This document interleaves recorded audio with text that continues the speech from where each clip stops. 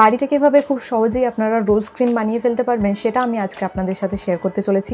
এর সাথে সাথে আপনাদেরকে জানাবো আপনি যে মূল্যবান সময়টা ব্যয় করে এই ক্রিমটা বানাচ্ছেন সেটাকে আপনারা ঠিক ব্যবহার করতে পারবেন তো, আদৌ কতটা লাভ হবে, কতটা উপকার আপনারা পাবেন, কিভাবে এটাকে স্টোর করবেন, এই সব কিছু আমি আপনাদের সাথে শেয়ার করতে চলেছি। এই ক্রিমটা বানানো নিয়ে অনেক ভিডিওস আমি দেখেছি, তো এই ভিডিওসগুলো দেখেই আমি ইন্সপায়ার্ড হয়ে গিয়ে ক্রিমটা বাড়িতে বানিয়ে ফেলেছি। ক্রিমটা বানানোর পর যা যা এক্সপিরিয়েন্স আমার হয়েছে ভাবলাম আপনাদের সাথে একটু শেয়ার করে দিই, কারণ আপনাদের কাজে লাগবে। তো চলুন প্রথমে কিভাবে ক্রিমটা বানাচ্ছি সেটা আগে আপনাদেরকে দেখাই, তারপর বলবো যে এটাকে কিভাবে আপনারা ব্যবহার করবেন, আদৌ ব্যবহার করতে পারবেন কিনা, কতটা বেনিফিটস আপনারা পাবেন। তো সব কিছু জানতে গেলে ভিডিওটা স্কিপ না করে পুরোটা দেখুন, মন দিয়ে আমার কথাগুলো শুনুন। আশা করছি অনেকটা ইনফরমেশন আমি আপনাদেরকে দিতে পারবো। আর ভিডিও যদি ইনফরমেটিভ মনে হয় তাহলে কিন্তু প্লিজ লাইক দিতে ভুলবেন না।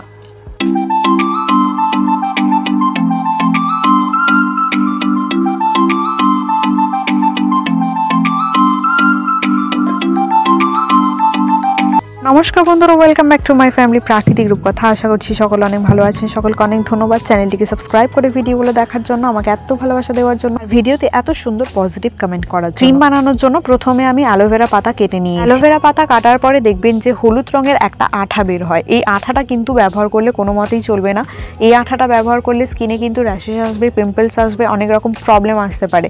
সো এই জন্য আঠাটা কিন্তু বের করে নিতে হবে। এর জন্য একটা বাটিতে এইভাবে জল ঢেলে নিন। তারপর অ্যালোভেরা পাতাটা এইভাবে সোজা করে ডুবিয়ে রাখুন বেশ কিছুক্ষণ, মানে ওই 15 থেকে 20 মিনিট ডুবিয়ে রাখলে দেখবেন যে হলুদ আঠাটা একদম বের হয়ে গিয়েছে। যেহেতু রোজ ক্রিম বানাবো সেহেতু এখানে আমাদের গোলাপ লাগবে। গোলাপ থেকে গোলাপের পাপড়িগুলোকে আমি ছাড়িয়ে নিচ্ছি। এই গোলাপগুলো মাথায় দিয়ে কিন্তু আমি বিয়ে বাড়ি গিয়েছিলাম। তো এই ধরনের গোলাপ ফুলগুলো আপনারা ফেলে নষ্ট করবেন না, এইভাবে ক্রিম বানিয়ে নিতে পারেন।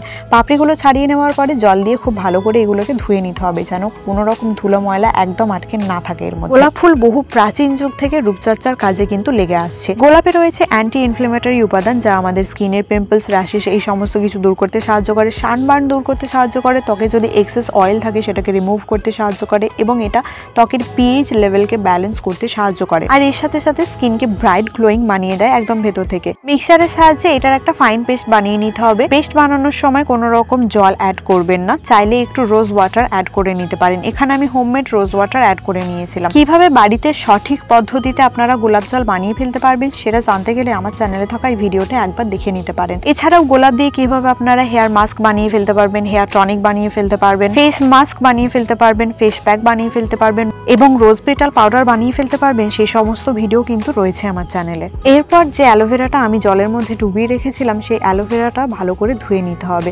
দেখুন আঠাটা বের হয়ে কিন্তু জলটা একদম হলুদ হয়ে গিয়েছে। তারপর এই অ্যালোভেরা থেকে জেলটাকে আস্তে আস্তে করে এইভাবে ঘষে ঘষে চামচের সাহায্যে বের করে নিতে হবে। চাইলে আপনারা মিক্সারে ব্লেন্ড করে নিতেই পারেন। তারপর এই দুটোকে ভালো করে মিক্স করে নিতে হবে। নেক্সট এর মধ্যে আমি অ্যাড করতে চলেছি 3 টিস্পুন অর্থাৎ ছোট চামচের 3 চামচ কর্নফ্লাওয়ার বা ভুট্টার আটা। এখানে আপনারা পরিমাপটা কম বেশি করে নিতে পারেন, কতটা পরিমাণে ক্রিম বানাচ্ছেন সেটার উপরেই কিন্তু নির্ভর করছে। গোলাপের পাপড়ির রস, কর্নফ্লাওয়ার আর অ্যালোভেরা তিনটেকে খুব ভালো করে মিক্স করে নিতে হবে, কারণ ভালো করে না মিক্স করলে ক্রিমের টেক্সচার কিন্তু ভালো আসবে না।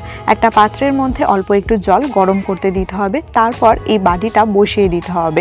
এভাবে ডাবল বয়লিং মেথডেই ক্রিমটা বানাতে হবে। ডিরেক্ট গ্যাসের মধ্যে বাটি বসিয়ে ক্রিম বানানো সম্ভব নয়। ক্রিম বানানোর সময় গ্যাসের ফ্লেম লোতে রাখতে হবে আর জলটা এতটা পরিমাণে দেবেন যেন টকবক করে ফুটে আবার এই ক্রিমের ওপরে উঠে যায় না। আর মাঝে মাঝে চামচের সাহায্যে এইভাবে আস্তে আস্তে করে নাড়াচাড়া করে নিতে হবে, নয়তো কর্নফ্লাওয়ারটা তলায় বসে যাবে। যখন দেখবেন যে টেক্সচারটা এরকম গাঢ় হয়ে এসেছে তখন গ্যাসের ফ্লেমটা অফ করে এটাকে ঠান্ডা করে ছাঁকনির সাহায্যে ছেঁকে নিন। ক্রিমটা ঠান্ডা করে ছেঁকে নেওয়ার পরে টেক্সচারটা মোটামুটি এইরকম এসছে। এখনো কিন্তু ক্রিমের টেক্সচারটা একটু পাতলা রয়েছে। নেক্সট এর মধ্যে আমি অ্যাড করে নিচ্ছি ভিটামিন ই অয়েল। ই অয়েল না থাকলে আপনারা ভিটামিন ই ক্যাপসুল ব্যবহার করতে পারেন। তারপর এর মধ্যে আমি অ্যাড করে নিচ্ছি গ্লিসারিন। গ্লিসারিন বেশি পরিমাণে দেওয়ার দরকার নেই, আর যদি গ্লিসারিনে অ্যালার্জি থাকে তাহলে গ্লিসারিন স্কিপ করে দেবেন। নেক্সট এর মধ্যে আমি মিশিয়ে নিচ্ছি অল্প একটু অলিভ অয়েল। এই তিনটি উপাদানই আমাদের স্কিনকে টাইট বানাতে সাহায্য করে, রিঙ্কেলস ফ্রি রাখতে সাহায্য করবে, গ্লোয়িং বানাতে, ব্রাইট বানাতে সাহায্য করে। ক্রিমের ফ্রেগ্রেন্সটা বাড়ানোর জন্য এখানে আমি অ্যাড করে নিচ্ছি ল্যাভেন্ডার এসেন্সিয়াল অয়েল। যদি ল্যাভেন্ডার এসেন্সিয়াল অয়েল না থাকে তাহলে আপনারা স্কিপ করতে পারেন। এই পর্যায়েও যদি ক্রিমের টেক্সচার একদম গাঢ় না হয়, যদি এরকম পাতলা হয়, সেই ক্ষেত্রে আরও একটু ডাবল বয়লিং মেথডে গরম করে নিতে পারেন।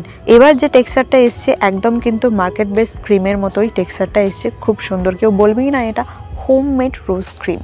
ক্রিমটা স্টোর করার জন্য এখানে আমি কাচের পরিষ্কার কন্টেনার নিয়ে নিয়েছি। কাচের কন্টেনার নিয়েছি যাতে এটার কোনো রকম কেমিক্যাল রিয়াকশন না হয়। এটাকে স্টোর করার জন্য কিন্তু ফ্রিজ ব্যবহার করতে হবে। নর্মাল রুম টেম্পারেচারে এটা কোনো মতেই ভালো থাকবে না। তবে হ্যাঁ, এটাকে আপনারা কিন্তু 1 মাস ধরে স্টোর করতে পারবেন না। মোটামুটি 1 সপ্তাহের জন্য আপনারা স্টোর করতে পারবেন, বা খুব বেশি হলে 10 দিনের মতন স্টোর করতে পারবেন।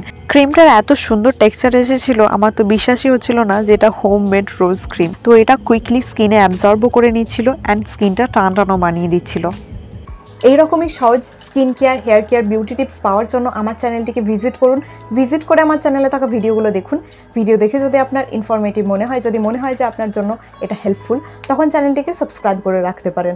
কখন ভিডিও আপলোড করছি সেই নোটিফিকেশান পাওয়ার জন্য পাশে থাকা বেল আইকনটিও ক্লিক করে রাখুন। হোমমেড রোজ ক্রিম একদম রেডি হয়ে গেছে। কীভাবে ব্যবহার করতে হবে সেটা একটুখানি জানিয়ে দিই।